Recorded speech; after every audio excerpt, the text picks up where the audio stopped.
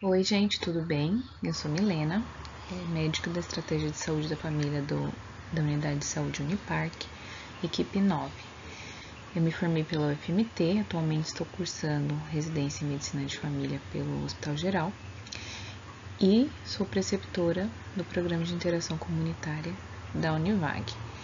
Essa aula é uma aula de dermatites em pediatria, voltada para a etapa 7 desse programa. Então, gente, eu vou falar nesta aula sobre as dermatites mais comuns da infância. São essas três aqui, tá? A dermatite atópica, a dermatite de contato e a dermatite seborreica. Claro que a gente tem outras dermatites da infância, mas seria um tema muito extenso para abordar em uma única aula. Então, resolvi manter a aula em torno destas três dermatites, tá bom? Começando então pela dermatite atópica. A dermatite atópica tem como definição uma doença inflamatória crônica que se manifesta na forma de eczema e tem etiologia multifatorial. E o que seria o eczema? O eczema é uma alteração de pele que tem fase aguda e fase crônica. Na fase aguda, ele é caracterizado pelo eritema, edema e vesículas, pápulas com contornos indefinidos, bordas mal delimitadas.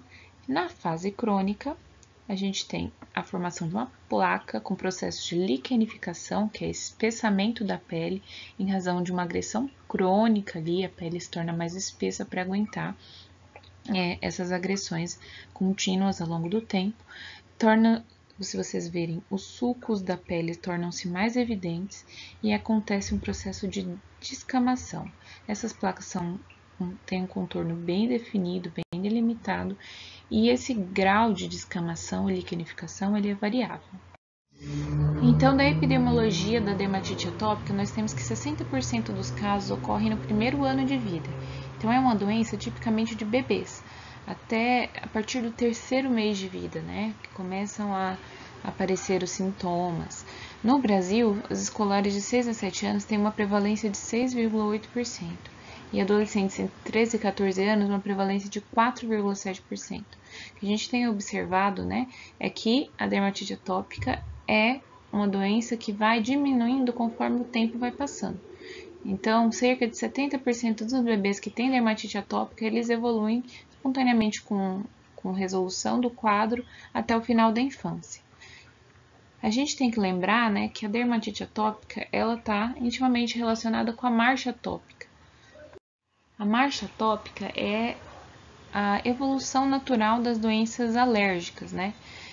Lembra que o bebê sibilante tinha uma chance maior de desenvolver asma? Então, o bebê com dermatite atópica tem uma chance maior também. Como é que é essa marcha atópica, né? Ela inicia com a dermatite atópica nos bebês a partir dos 3 meses de vida. Depois, esse bebê com introdução alimentar desencadeia, né, uma alergia alimentar, principalmente relacionada ao ovo e à proteína do leite. Então, nessa fase, ele pode ter diarreia, vômitos. Depois, ele evolui com sensibilização de vírus e aeroalérgenos, e aí desencadeia um quadro de sibilância, que pode depois evoluir para uma asma. E, por fim, na fase já adulta, né, ele evolui com a rinite crônica, né? Então, é a marcha, a evolução das doenças alérgicas, né? Então, na fisiopatologia da dermatite atópica, nós temos dois fatores principalmente envolvidos: a disfunção da barreira epidérmica e a desregulação do sistema imune. A barreira epidérmica ela é composta pelos corneócitos, o manto lipídico, o manto ácido e a flora residente. Os corneócitos e o manto lipídico a gente pode compará-los ao tijolo e à argamassa que compõem um muro de barreira mecânica contra agentes externos. O manto ácido é o pH mais ácido, entre 4,5 e 5, que vai diminuir a proliferação de bactérias patógenas. E a própria flora residente, que são aquelas bactérias colonizadoras que não causam mal, que vão competir com as bactérias patógenas, também fazem parte de uma barreira natural contra agentes externos, né? Seja bactérias ou alérgenos. Quais são os fatores alteradores disso? Sabonetes, é por isso que a gente lembra sempre nas puericulturas a mãe de não dar mais de um banho na criança por dia com sabonete. Cloro de piscina, água muito quente, fricção, é por isso que a gente vai ver que as crianças que estão engatinhando têm, né, nas regiões de cotovelos e joelhos, uma maior clínica, né, um maior eczema, concentração de eczema nessas regiões por conta da fricção e fatores genéticos. Por exemplo, nas crianças com dermatite atópica, a gente não sabe muito bem o motivo, mas eles têm uma maior colonização de bactérias Staphylococcus aureus, né? Essas bactérias, elas produzem toxinas, e essas toxinas vão estimular o sistema imune. Então, cerca de 90% das crianças com dermatite atópica têm colonização pelos Staphylococcus aureus, contra 5% da população saudável. Então, a diferença é bem grande. A gente não sabe por que dessa diferença, né? E, além disso, também tem outros fatores genéticos. Mutações em alguns genes podem levar à diminuição de fatores hidratantes naturais. Então, tudo isso pode estar envolvido com genética. Então, por isso que tem muita relação com genética, né? Os pais que eram atópicos, irmãos. Com relação à disfunção imune, né, desregulação imune, nós temos uma tendência ao desvio para o braço TH2, que é aquela resposta crônica, né? Não é tão intensa e aguda relacionada à imunidade inata como a TH1. A gente lembra que a resposta TH2 é aquela que está relacionada com a resposta aos alérgenos, aos helmintos, que está ligado com os eosinófilos, mastócitos, gera uma produção aumentada de IgE e liberação de interleucina 4, 31 e histamina. A interleucina 31 e a histamina são altamente pluridogênicas. E o fato de elas serem altamente pluridogênicas vai levar a criança a se coçar, a fazer uma fricção, e essa fricção vai levar à disfunção da barreira epidérmica. Levando à disfunção da barreira epidérmica, vai haver uma maior exposição do sistema imune aos alérgenos e, por consequência, mais desvio para o braço TH2, mais liberação de interleucina 31 e histamina, mais prurido, mais fricção e vai gerar um ciclo vicioso. Então, a principal manifestação clínica da dermatite atópica é o eczema pruriginoso, mas esse eczema ele vai variar a localização dele de acordo com a faixa etária, tá? Então, na fase infantil, a gente vai ter uma concentração desse eczema em face, poupando a região central, então se concentrando mais na face malar, e em regiões extensoras, pelo aquele motivo que eu já havia dito, né? Da fricção ao engatinhar, então região de joelhos e cotovelos. Na fase pré-puberal, dos 2 anos até a puberdade, a gente vai ter uma concentração das lesões em faces flexoras, então, região antecubital, fossa poplítea e tornozelos. Nessa fase que costumam regredir as lesões, mas se elas não regridem, elas costumam começar o processo de liquenificação, com escurecimento e engrossamento da pele. Na fase adulta, esse processo se intensifica, né? Quando ele não regride na fase pré-puberal, ele costuma cronificar. Então, lembra no começo da aula que a gente colocou que as lesões crônicas, elas têm um processo de liquenificação, escurecimento e espessamento da pele? Então, é nessa figura que a gente consegue observar isso. Então, aquelas crianças ou adolescentes que têm muita olheira, pode ser um sinal de dermatite atópica. Né? Nessa imagem aqui não dá para perceber muito, mas tem um sinal que a gente chama de sinal de Danny Morgan, que é a prega dupla na pálpebra inferior. E ela é mais verticalizada. Não sei se dá para enxergar muito bem aqui. Também pode acontecer o sinal de Hertog, né? Que é a rarefação dos pelos na região distal da sobrancelha. Pode ser um sinal também de dermatite atópica, tá? E o escurecimento, né, que a gente já havia dito. Outros achados clínicos importantes da dermatite atópica são esses que eu coloquei aqui. Existem outros também, como a hiperlinearidade da região palmo-plantar, mas os principais são esses, tá? A xerose, que é o ressecamento da pele, a ptiríase alba, que é extremamente relacionada à atopia, e a ceratose pilar, tá? Que é aquele engrossamento, a aspereza da pele, que a maioria das pessoas já teve alguma vez, que não tem relação direta com a dermatite atópica, mas pode ser encontrado nas crianças com essa doença. O diagnóstico da dermatite atópica, como a maioria das dermatites, é essencialmente clínico, né? Então, a gente tem que ter uma história de prurido nos últimos 12 meses, associado a 3 ou mais achados clínicos, sendo eles história de pele ressecada, como eu disse, a xerose é um achado muito importante da dermatite atópica nos últimos 12 meses, história familiar ou pessoal de rinite ou asma, lembrando que é um fator de risco ter um parente, né, um familiar, ou até a própria pessoa com outras doenças da marcha atópica, né? Início dos sintomas antes dos 2 anos, porque é uma doença que se concentra mais na fase infantil, né? Uma doença de pele de bebê, que normalmente regride na fase pré-puberal. História de lesões flexurais, né? Na fase pré-puberal. E dermatite visível nas regiões mais acometidas, respeitando a morfotopografia da doença. Ainda que o diagnóstico seja essencialmente clínico, a gente tem alguns exames que podem corroborar para o diagnóstico da dermatite atópica. São eles o achado de aumento de eosinófilos periféricos, então no hemograma com uma eosinofilia maior que 4%, aumento do IgE sérico total, o prick test, que é esse que eu coloquei a imagem, que vai colocar o antígeno, fazer uma pequena um furinho, né? E aí, caso haja uma reação, ele vai ficar endurado, como se fosse um PPD. E a IgE sérica específica, que a gente vai dosar no sangue, anticorpos específicos para cada tipo de alérgeno, mais relacionados com a dermatite atópica. Então, télio de animais, ácaro, pólen, alguns alimentos, a gente vai dosar os anticorpos específicos para cada tipo de alérgeno no sangue, tá? Lembrando que não é específico para dermatite atópica. Então, por mais que tenha um resultado positivo, por exemplo, para alergia a amendoim, a gente depois tem que fazer uma exposição oral para a gente realmente ver se é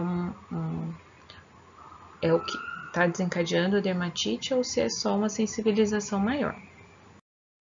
O tratamento da dermatite atópica também é dividido em duas partes, né? O tratamento da fase aguda, da crise, e o tratamento da fase crônica, para evitar, né, a profilaxia. Então, no tratamento da fase aguda, a gente tem que ter um controle da inflamação. Como que a gente vai fazer esse controle? Usando corticoides tópicos, uma vez ao dia até a melhora das lesões, principalmente betametasona e triancinolona. Lembrar que a gente tem que ter cuidado com o uso excessivo dessas pomadas, tá? Porque ela pode causar atrofia da pele e tem uma absorção, pode ter absorção sistêmica também e gerar todos os efeitos colaterais relacionados ao corticoide, tá? De forma sistêmica.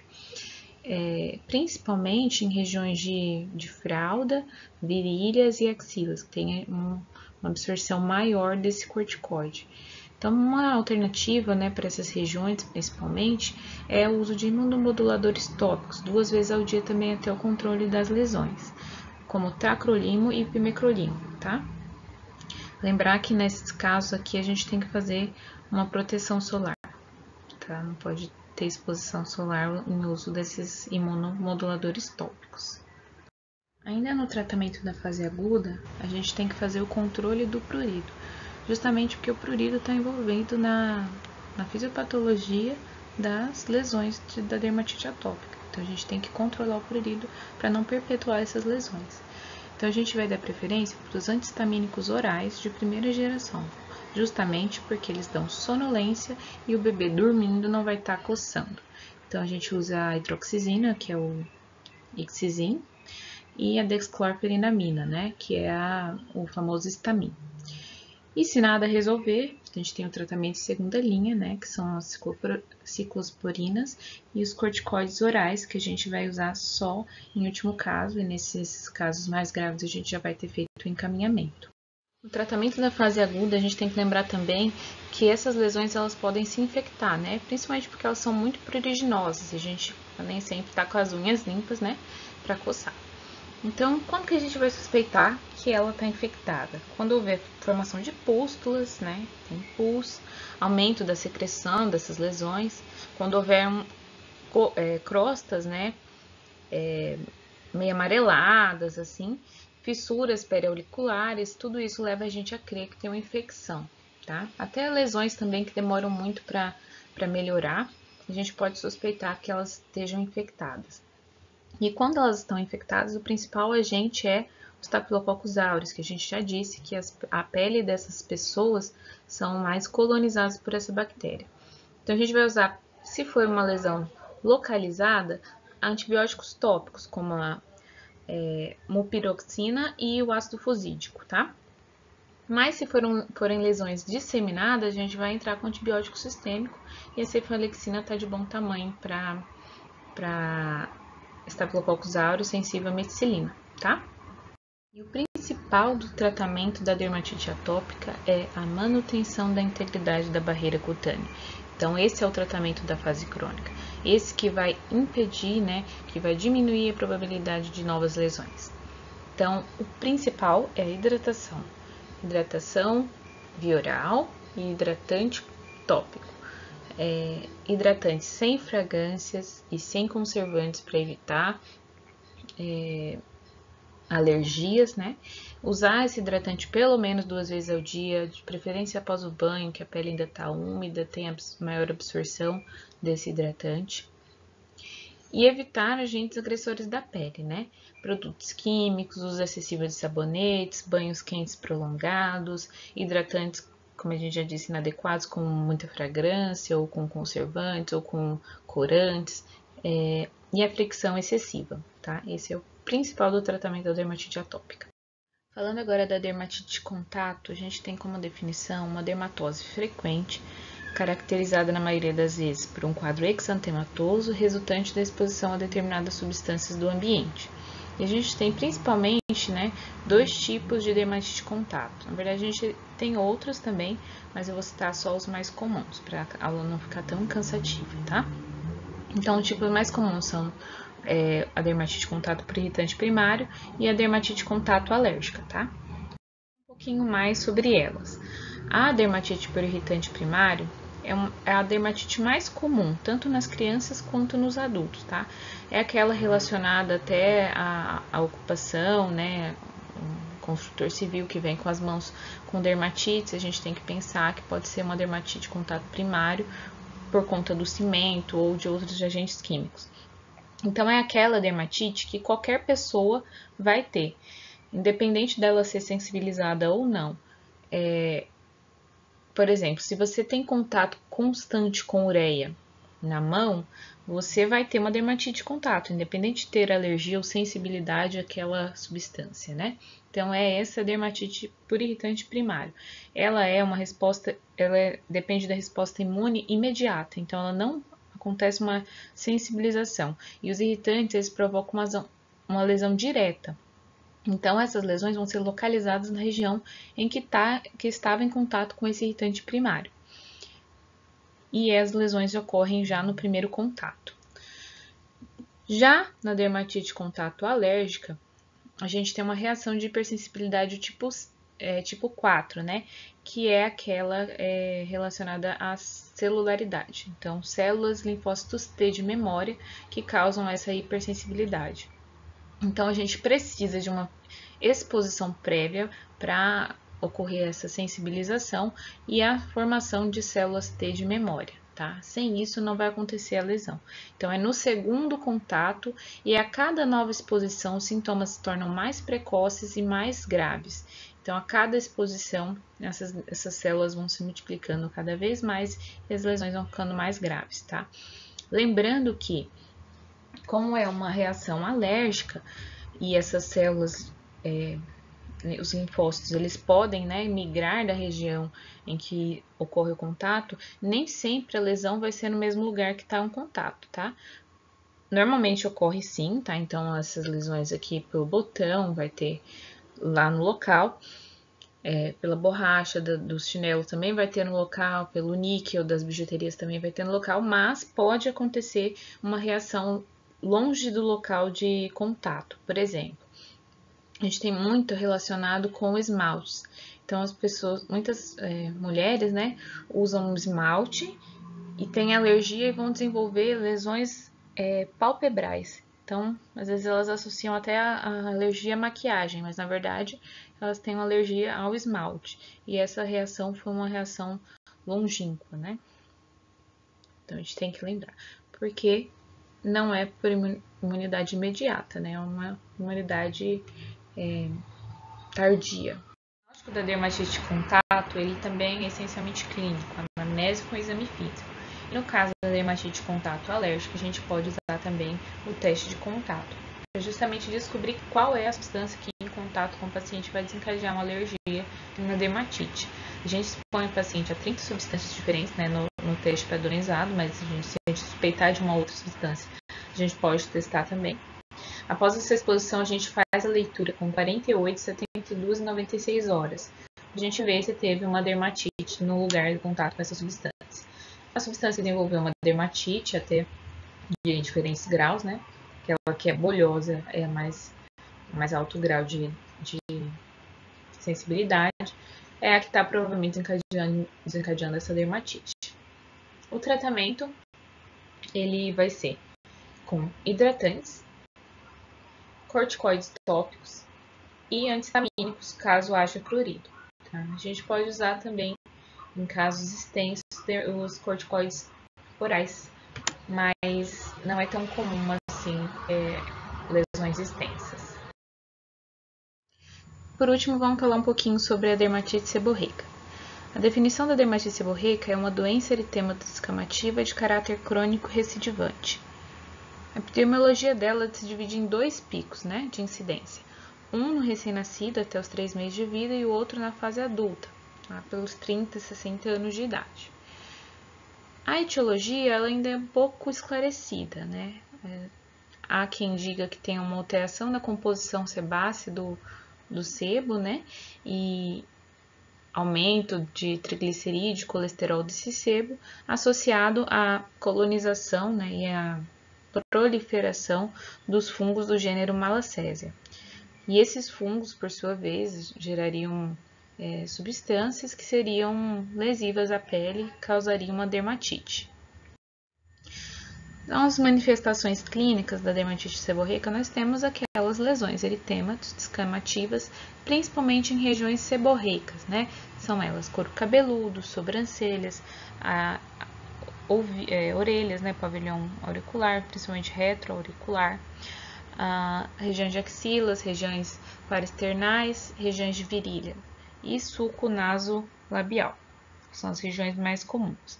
Nos adultos, é mais comum região de couro cabeludo e esses sulcos e sobrancelhas. Essas lesões, né, mais disseminadas são mais relacionadas com imunodeficiência, HIV ou diabetes. E nas crianças, a manifestação é principalmente essas crostas milicéricas, né, que são amareladas, bem parecendo uma graxa mesmo, bem amarelado assim e endurecida. As mães ficam um pouco assustadas, mas normalmente são autolimitadas, tá? Porque estão relacionadas com o aumento da produção de sebo em razão dos hormônios maternos que ainda estão no sangue do bebê. Então, a gente tem que tranquilizar a mãe de que é uma lesão provavelmente autolimitada e relacionada aos hormônios maternos. Então, o diagnóstico, mais uma vez, é clínico, anamnésico, o exame físico não tem muita dúvida normalmente, e o tratamento é, nos casos da pediatria, né, quase sempre são autolimitados, né? Então, aqueles bebezinhos recém-nascidos, é só passar um olhinho na cabecinha, passar uma escovinha macia para ir tirando essas crostas até que tenha se resolvido espontaneamente em algumas semanas. Ou em alguns casos mais extensos ou mais disseminados, né? A gente pode usar corticoides tópicos e shampoos com agentes imidazólicos, por exemplo, cetoconazol 2%. Então é isso, gente. Essas aqui são as referências, são as mesmas referências que estão lá no caderno de vocês. Espero que a aula não tenha ficado muito cansativa e qualquer dúvida estou à disposição. Obrigada.